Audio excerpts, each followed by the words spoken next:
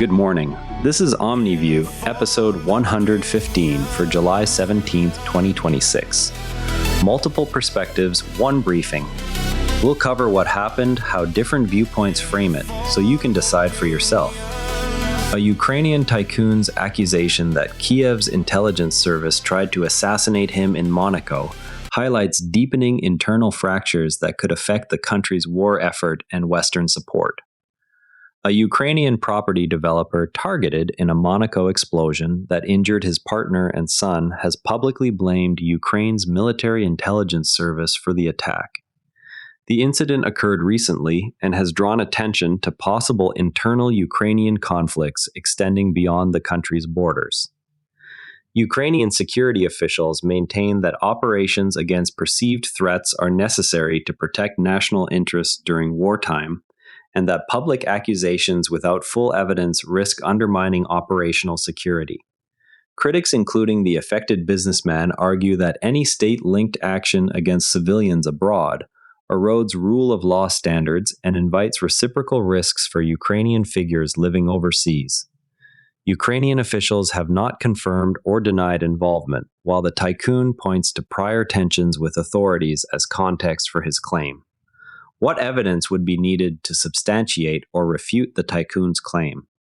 Now shifting to U.S. politics. Senators Bernie Sanders and Alexandria Ocasio-Cortez are scheduled to campaign for Abdul El-Sayed in Michigan's Democratic primary, where AIPAC has directed substantial spending toward his opponent, Haley Stevens. Sanders and Ocasio-Cortez supporters contend that consistent advocacy on domestic economic issues builds long-term voter coalitions and that large outside spending distorts primary outcomes. Opponents within the party argue that unified support for candidates with broader appeal maximizes chances of retaining seats in competitive districts. Progressive groups frame the effort as a push for policy priorities on healthcare and economic fairness, while centrist Democrats emphasize the risks of internal party spending battles ahead of general elections. How do outside spending patterns typically affect primary turnout? Meanwhile, in manufacturing, the head of the Chicago Federal Reserve visited Snap-on, a century-old Wisconsin company that supplies professional mechanics, to examine factors behind its recent expansion. Company executives highlight steady demand and skilled workforce retention as drivers, while regional economists note the visit reflects broader interest in manufacturing resilience. Business leaders argue that long-term investment in specialized tools and training creates durable competitive advantages even amid economic shifts. Analysts focused on monetary policy suggest that understanding such localized success stories helps calibrate interest rate decisions affecting employment. What indicators does the Fed typically examine during regional visits? Turning to European finance. Asset manager Amundi has urged the European Union to permit oil and gas holdings within a new fund category designed to support lower carbon economic shifts. Proponents of flexible rules argue that gradual inclusion of transitional fuels can finance infrastructure upgrades without abrupt supply disruptions. Strict exclusion advocates maintain that clear boundaries prevent greenwashing and direct capital toward genuinely low-emission technologies. The firm cites the need for pragmatic transition pathways that maintain energy security, while environmental advocates stress the importance of strict exclusion criteria to accelerate decarbonization. How are fund classification rules typically developed at the EU level? In market activity, U.S. executives have been disposing of company stock at the second fattest rate in more than 2 decades, according to market data. Market analysts tracking insider activity argue that sustained high-volume selling can precede broader corrections because executives possess detailed operational information. Portfolio managers counter that tax planning and diversification needs often drive such sales independently of short-term price expectations. Some investors interpret the activity as a caution signal about valuations, while others view it as routine portfolio rebalancing by individuals with concentrated holdings. What reporting requirements apply to insider transactions? On defense contracts, Swedish fighter jet manufacturer Saab exceeded expectations in its latest results as governments increase procurement. Procurement advocates emphasize that timely orders preserve industrial capacity and deter potential adversaries. Fiscal skeptics stress the value of competitive bidding and life cycle cost analysis before committing large sums. Defense officials cite urgent capability needs, while budget watchdogs question long-term affordability of accelerated spending. How do European defense budgets typically allocate between equipment and personnel?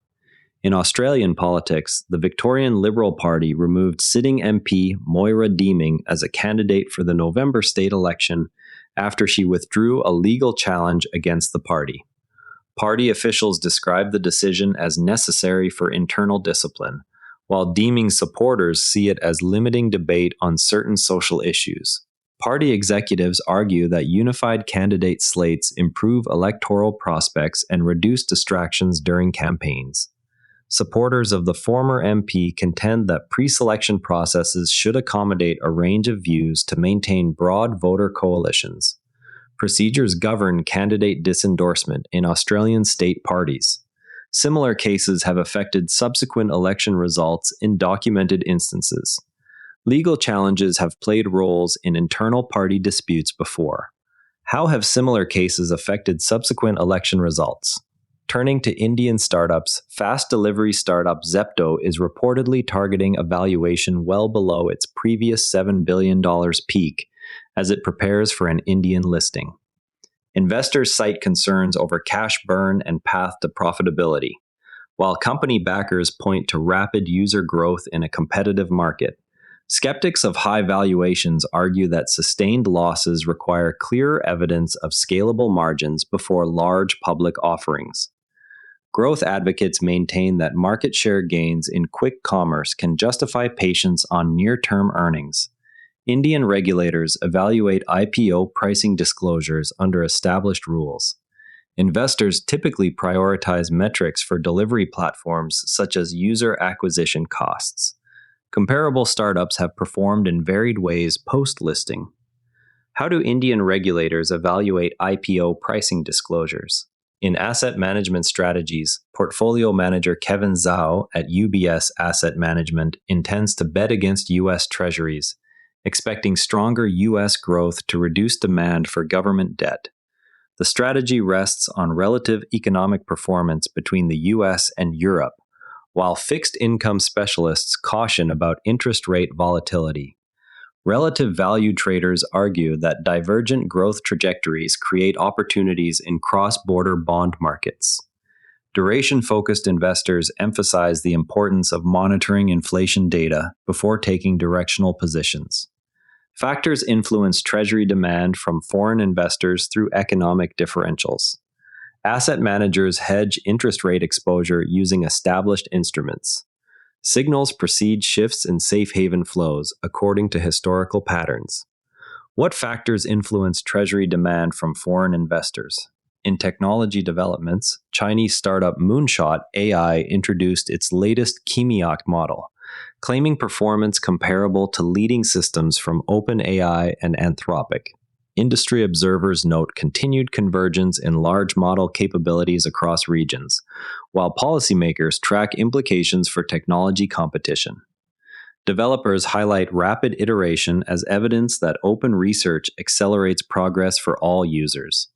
Regulators focused on security stress the value of export controls and evaluation standards, regardless of origin. New AI models are typically benchmarked against predecessors through standard tests. Infrastructure requirements support training at this scale via large compute clusters. Companies decide between open and closed deployment strategies based on internal priorities. How are new AI models typically benchmarked against predecessors? Regarding social media platforms, Trump Media announced plans to offer high-speed access to Truth Social posts for a fee, prompting concerns about market-moving information.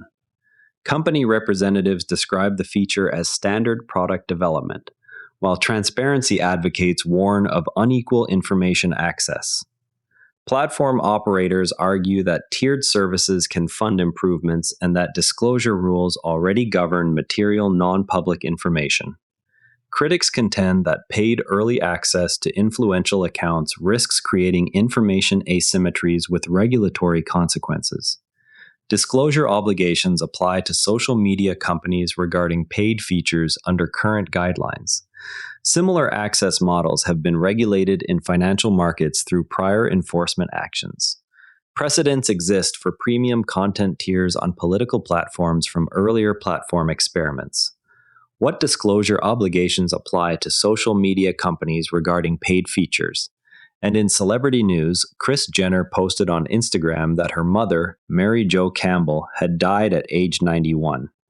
Family statements focus on personal loss, while entertainment coverage places the announcement in the context of the Kardashian-Jenner public profile.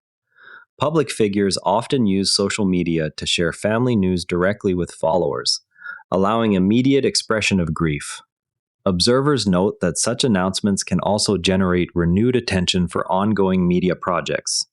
Celebrity families typically manage public announcements of private losses through controlled releases.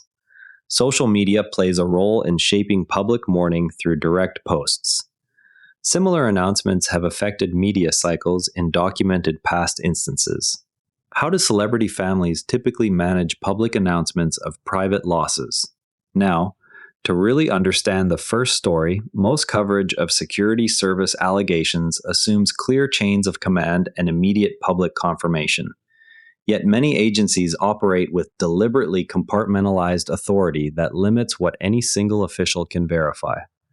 When an individual claims state involvement in an incident overseas, the factual baseline is often limited to the occurrence of the event itself and the claimant's prior relationship with authorities. Everything else depends on internal records that remain classified. Knowing this, readers can distinguish between the undisputed facts of an explosion and the separate question of institutional responsibility, rather than treating an accusation as either proven or dismissed solely on the basis of official silence. Next time you see reporting on such claims, ask what public evidence exists beyond the accusation. What legal avenues are available for investigation, and how do similar past cases illustrate the gap between allegation and adjudication? Tomorrow, watch for further details on the Zepto valuation ahead of its planned Indian listing.